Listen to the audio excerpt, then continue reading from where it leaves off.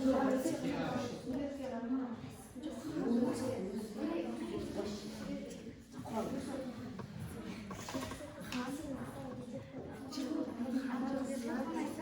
топтың аты Алтын Сарай және Алтын Сарай деген суретіне қарап мәтін құрадық.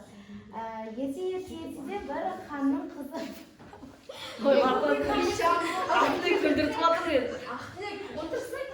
Өмір сүріпті. Оларға жастайынан сәби сүю бұйырмапты.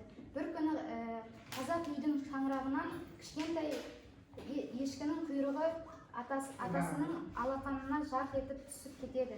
Кейін ол алақанынан кішкентай періштедей сәби пайда болады. Кейін ол өсе келе атасы мен әжесінің ерке ұлы болып өседі. Олардың қуаныштарына қалай елестетуге болады? Күндер өте ол атасымен аңшылыққа шығып қасқырдан жем болады. Осылайша ертегі қайғылы аяқталады. Өте жақсы. Қандай тыс белгілерін қолдандыңдар? Сақ белгісі нүкте үтір. Жарайсыңдар, отырамыз.